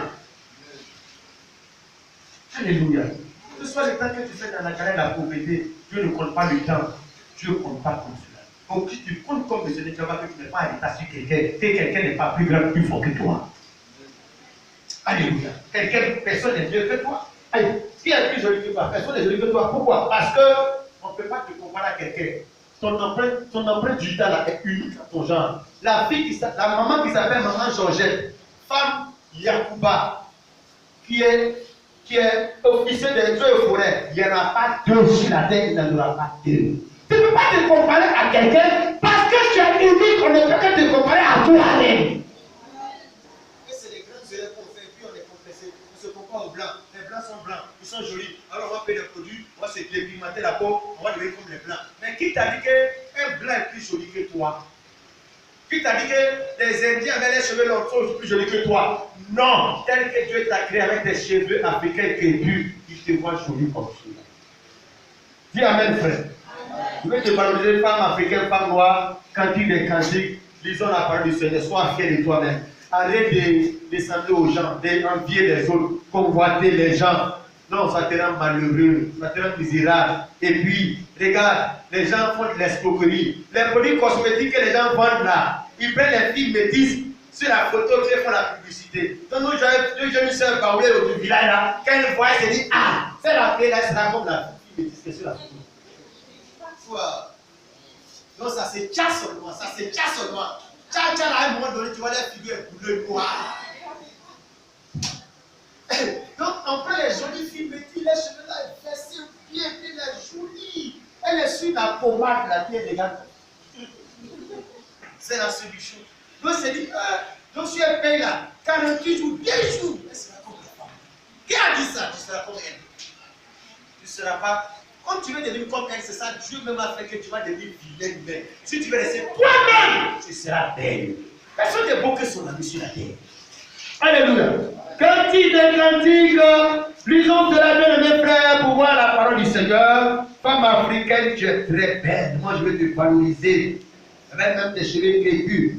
Cantique chapitre 1, verset 5 dit, je suis noire, mais je suis belle, fille de Jérusalem. Comme les temps de Kédar, comme les pavillons de Salomon, ne prenez pas garde à mon teint noir, c'est le soleil qui m'a brûlé. Les filles de ma mère se sont irritées contre moi, ils m'ont fait garder des vies. Ma vie à moi, je ne l'ai pas gardée. Mon frère, ma soeur, la Bible valorise ce qui est noir. Les femmes noires, teint noir, les cheveux des noirs, la Bible donne la valeur. Malheureusement, tu ne pas chrétien, tu es chrétien de télévision. TV Novelas. Tu vois, le Dieu qui t'a fait comme cela là, il t'a pas seulement créé. Quand Dieu a créé le soleil et la terre, les arbres, il n'a pas seulement créé. David, il a vu que ce qu'il a créé est bon. Donc Dieu même a apprécié, il a noté observation. Très bon, très bien. Quand Dieu t'a créé noir, il a déclaré belle noir, bien.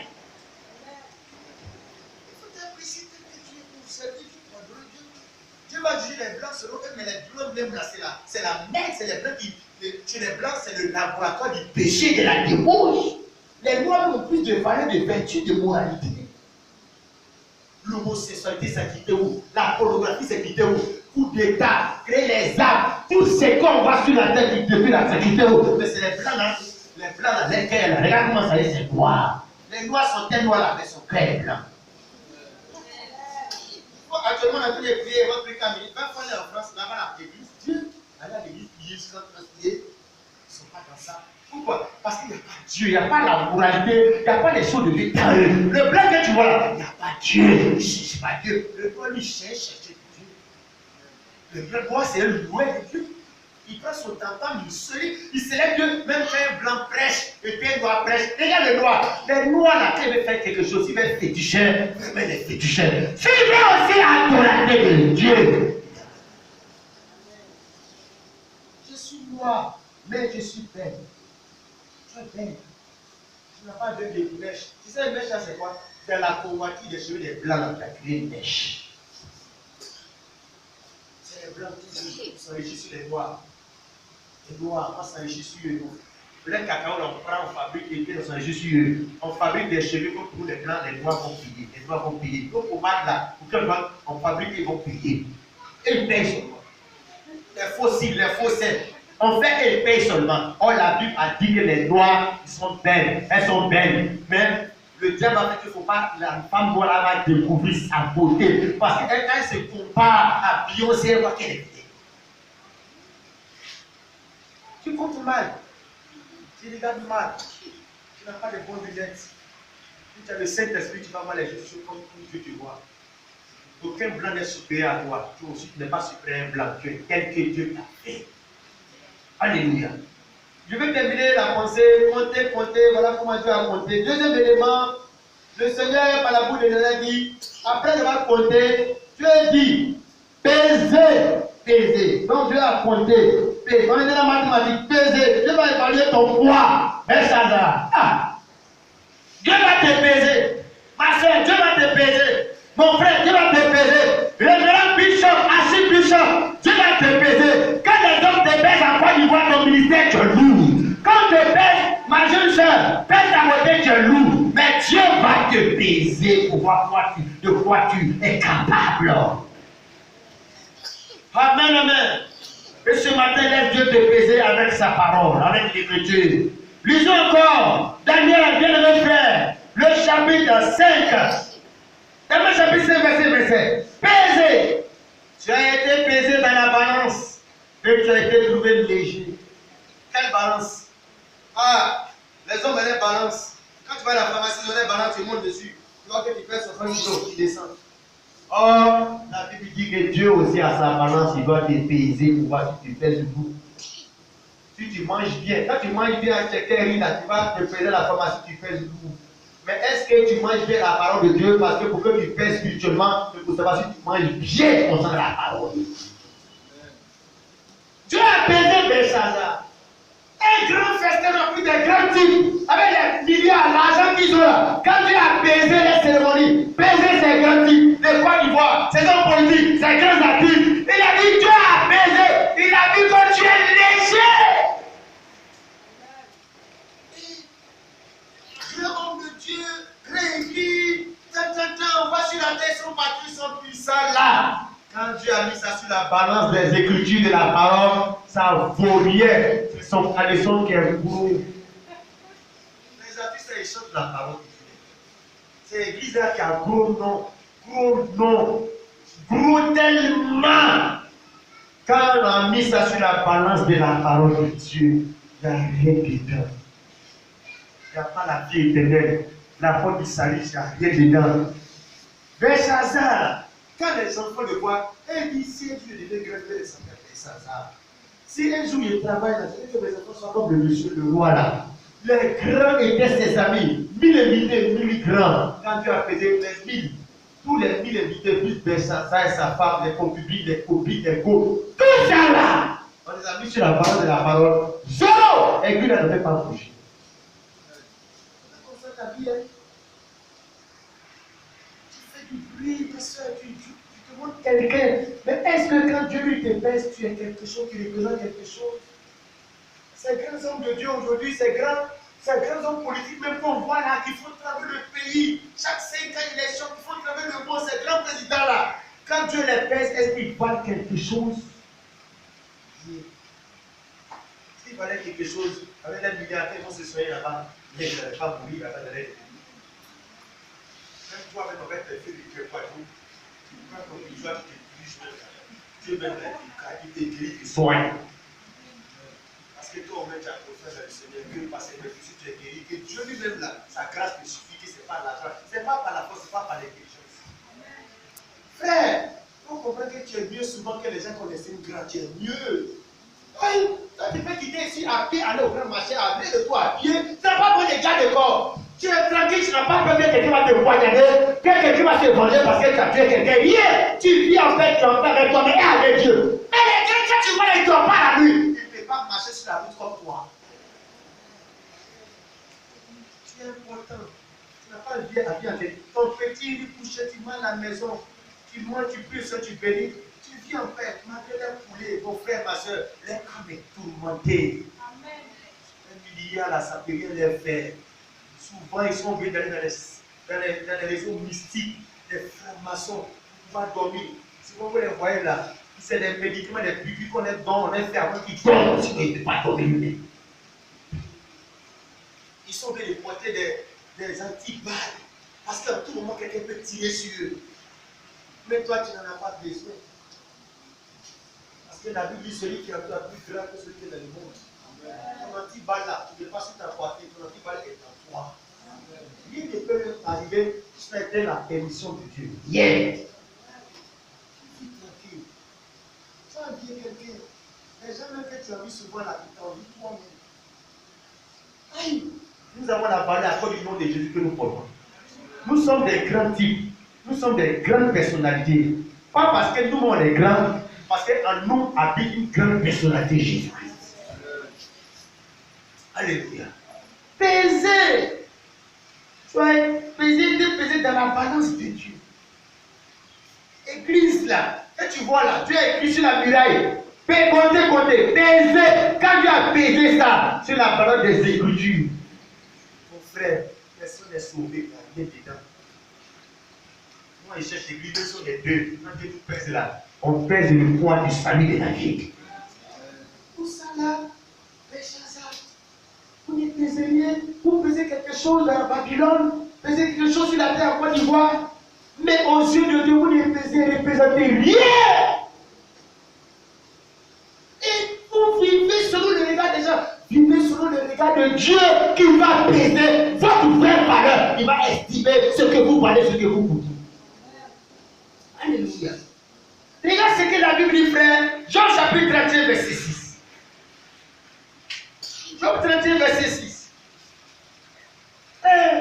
Sœur, frère, quand tu viens à l'église, on va te donner les visions, les soins, c'est bon. Mais surtout, on n'a qu'à mettre la balance de la parole de Dieu là, les Écritures, pour que chaque petit compte dessus, votre poids. Nous avons chassé les démons en ton nom, on fait les miracles en ton nom, Matthieu chapitre 16. Ils ont évadé leur poids avec les sons et les visions miracles. Chasser des démons. C'est ça, ils ont pu évaluer leur poids. Arrivé devant le Seigneur, il veut montrer qu'ils ont du poids. Le Seigneur dit, nous démons, vous mettez l'iniquité, je ne vous ai jamais connu. Vous avez refusé de monter sur la balance des Écritures pour évaluer votre poids.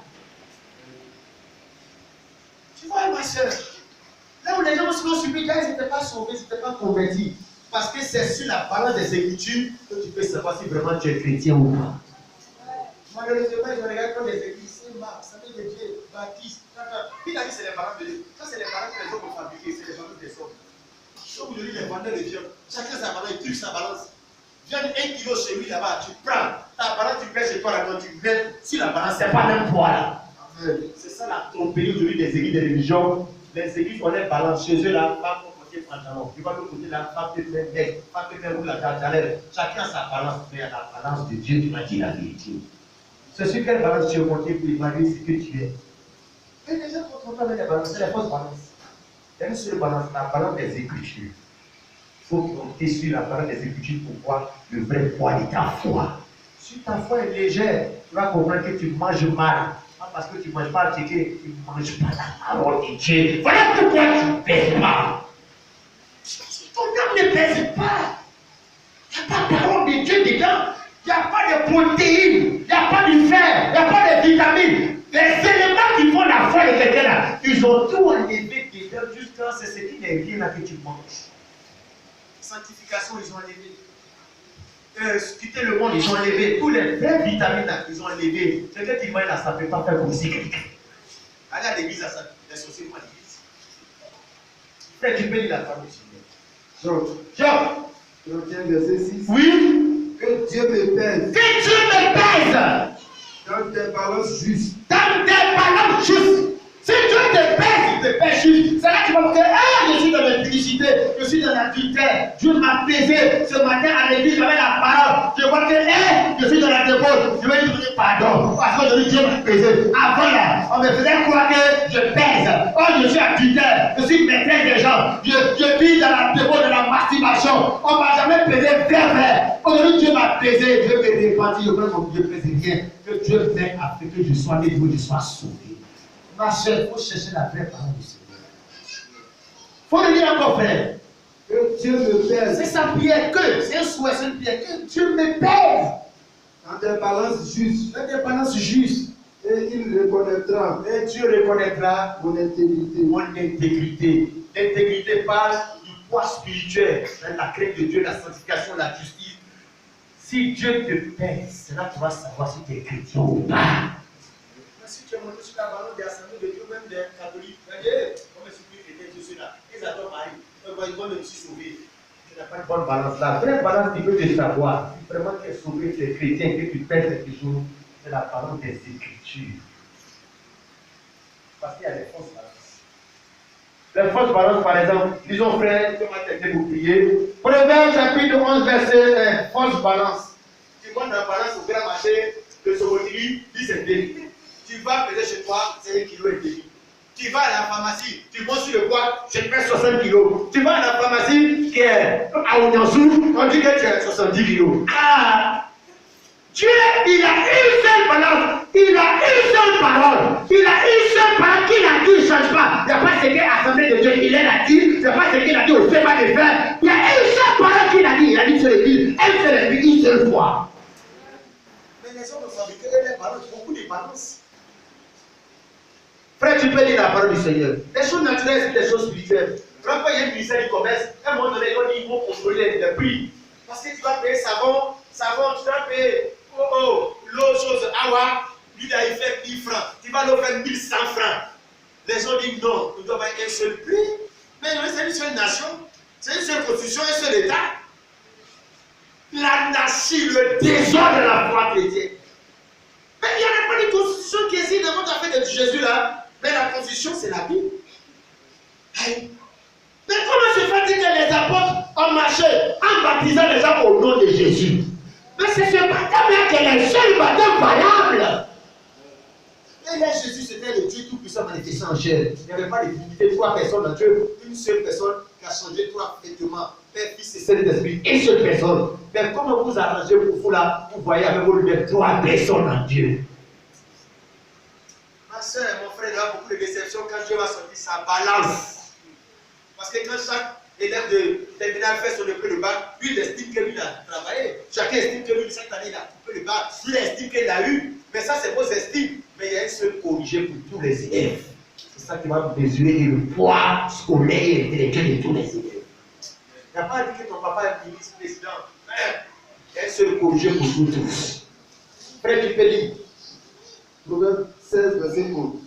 Proverbe chapitre 11, verset 1. Chapitre 11, verset 1. verset 1. Oui. La balance force La balance force est en horreur est en horreur. à l'Éternel. Oui. Mais le poids juste, Le poids juste, lui, est agréable. alléluia. Oh, Belshazzar de roi, il était monté sur une fausse balance était grande. La balance des Babylone, la balance de la politique, la balance des stars, la balance des fausses églises, des faux prophètes, des astrologues, des songeurs, des fausses balances. Ils ont trompé la pluie qu'il était quelqu'un. Mais le jour où Dieu l'a fait monter sur sa balance juste, Dieu dit qu'il était léger. Au ciel, les légers ne vont pas au ciel. Ceux qui sont légers en matière de sanctification, légers dans leur moralité, légers dans leur foi, dans leur vie de prière, légers dans le fait d'aller à l'église, et quand ils sont légers, qui pèsent rien, ils ne peuvent pas aller au ciel. Parce que depuis le temps, les gens m'ont dit, c'est durant les lourds qui rentrent. Tout est pesé. Si tu vois que tu es léger, tu commences maintenant à avaler les vitamines de la parole. Voilà ce que je voulais t'apporter. Peser et tu as été trouvé léger. La Bible dit que le verset 30, cette même nuit là, la même nuit que l'a pesé, Belshazzar, roi des Chaldéens, fut tué. Il n'a pas eu le temps de se peser vite, de voir les anomalies de son organisme, afin de commencer vraiment à s'alimenter des vitamines, de fer, de calcium, de potassium, de magnésium. Il est resté dans ça. Les faux prophètes l'ont trompé. Il n'a pas voulu se repentir. Il a voulu rester à faire des onction pour trembler, tomber sans vision. Il a oublié que non, la vraie parole pour voir ton poids, c'est les Écritures. L'écriture qui est écrite sur la muraille de ton dos, de ta vie, là, pour chercher à connaître l'explication. On t'est pesé et divisé. Léger. Il est mort léger. La nuit, il a été tué. Léger. Si tu mets léger, tu es foutu. Heureusement que toi, tu n'es pas mort. Tu es léger peut-être. Mais certainement, tu peux prendre du poids avec le Seigneur, avec la source. Il faut prendre du poids. Dans ta vie de prière, prends du poids dans la prière. C'est toi à la maison. C'est toi à 5 heures, comment ça prend du poids? Tu vois, les gens font les exercices d'entraînement pour grossir, pour faire les choses. Est-ce que tu peux se faire? Toi. Soit tu es petit, prends la Bible, prie le Seigneur. Prends du poids. Sois lourd. C'est pas être lourd, la lourdeur spirituelle, mais lourd pour avoir la force et l'énergie des choses de Dieu. Quand on dit d'aller évangéliser, tu sais c'est quoi? C'est toi qui gagne parce que dans l'évangélisation, tu prends du poids là-bas. Quand on évangélise, le pied sur là. Quand le pasteur prêche, je dis amen. Et puis j'aborde les gens dans la rue. Quand il est assis, car il dit bonsoir, monsieur le chauffeur, tenez-vous le Seigneur où Jésus est. Tu ne veux pas prendre, une fois il fait ça, le monsieur ne veut pas prendre, il est jeté dans la voiture. La voiture a démarré, ils sont partis avec. Oui. La Bible dit ceci. Paul a dit à Timothée ceci. Tu sais, frère, c'est plus tard peut-être que si c'est un prédestiné, et tu vas te chercher pour te dire merci. Parce que tu m'as obligé à avoir la vie éternelle. Paul dit ceci à Timothée, dans le livre de Timothée, 1 Timothée, et tu vas voir comment on doit prêcher la parole de Dieu. 2 Timothée, chapitre 4, Paul dit ceci, au verset 2, prêche la parole, virgule, insiste, en toute occasion, favorable ou non, reprend, censure, exhorte avec toute douceur et en expliquant. Prêche la parole, insiste. C'est comme il y a un frère, un maudit là, qui est là, on me dit, mais toi, Dieu t'appelle, il y a une brochure au-dessus, Dieu t'appelle aujourd'hui. Avant qu'elle donne les brochures, il dit, frère, regarde, ceci, si tu veux aujourd'hui. Cette déclaration du pape, si tu veux aujourd'hui, comme avec Papelco, si tu veux aujourd'hui, la grande question, c'est qu'est-ce que c'est pour gérer? C'est les vraies questions qui se posent toi. C'est pas, est-ce que demain il vient manger? Donc, le question brochure là, Dieu t'appelle. J'ai dit, tu vois cette brochure, Dieu t'appelle. Est-ce que c'est que Dieu t'appelle? Aujourd'hui, quand il t'appelle, et il dit, et puis il dit, mais Dieu n'insiste pas, il doit insister. Parce qu'il a dit, tu vois, quand tu t'appelles sur ton côté, tu décroches, Dieu t'appelle, tu dois décrocher. Il dit, mais Dieu n'a qu'à insister. Comme si Dieu n'insistait pas. La nuit, quand les gens dorment, Dieu les parle à la télévision, à la radio, France 24, tous les éléments sur le monde entier, coronavirus, les messages de Dieu pour les gens. Ils sont à la légère. Donc on fait ce qu'on peut faire pour expliquer, pour les montrer de comprendre. Quand on va, il y a des témoins de la sœur Ange, quand on va dire dedans dans les coins, elle me suit, c'est un gâteau de toujours. Bonsoir monsieur, Dieu vous bénisse. Bon appétit à vous. Je sais que ce repas va vous faire du bien dans votre corps, mais la Bible dit, l'homme ne vivra pas seulement de ce que vous mangez, mais aussi de la parole de Dieu. Voilà la nourriture dont votre âme a besoin. Si vous mourrez avec cette bonne santé que la nourriture vous donne, On va rentrer au village, les bêtes vont pouvoir porter votre âme. Je dis ça. Vous avez besoin de détruire votre âme. Bonjour madame, vous savez quoi faire? Je dis, ah, vous êtes bien blessé, ma femme. Dieu vous bénisse. Mais est-ce que vous savez que votre problème, vous avez les beaux cheveux là, vont être pourris dans la terre? Mais quelle est la beauté que vous allez produire à votre âme? Votre vraie personne, c'est votre âme. Le salon de coiffure, vous devez aller, c'est d'aller à l'église pour que le Seigneur puisse vous donner des traits et une beauté cosmétique. Les choses naturelles peuvent évangéliser. La femme samaritaine, le Seigneur a pris l'eau du puits pour l'évangéliser. Ma soeur, je parle du Seigneur avec vous. Va au marché, prends ton panier. Tout ce qu'on fait au marché là, c'est l'évangélisation, c'est le royaume de Dieu. Même si les gens n'ont pas accepté, mais le Seigneur dit que tu as parlé de nous aux gens. Que le Seigneur vous bénisse. Alors évangéliser, on prend du poids là-dedans. Aller à l'église, on prend du poids. Jeûner, on prend du poids. Lis sa vie, on prend du poids. Mais quand tu ne fais pas ces choses-là, tu sors perdant, tu sors léger, tu négliges.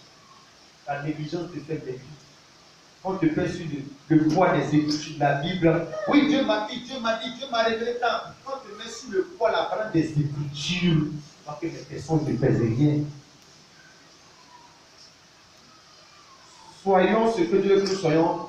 Connaissons notre vraie valeur, notre vrai poids. Notre vraie identité chrétienne. Mais c'est les Écritures. Si tu veux savoir sur tes pères, mais à part de quel miroir tu t'es regardé? La Bible parle aussi du miroir de la parole. Chaque chapitre est verset 23. Le miroir de la parole de Dieu.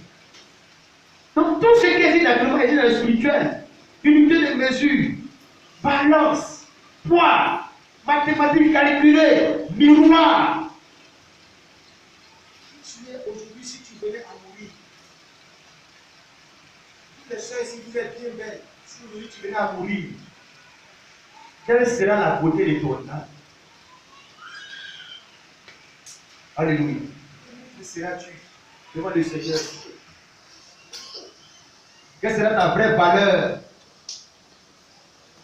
Si tu venais à mourir, qu'est-ce que notre valeur pour les cœurs aujourd'hui? Vous êtes d'accord d'Ivoire de quelqu'un, vous êtes des Ivoiriens, et aux yeux de Dieu, qu'est-ce qu'ils pèsent? Viens!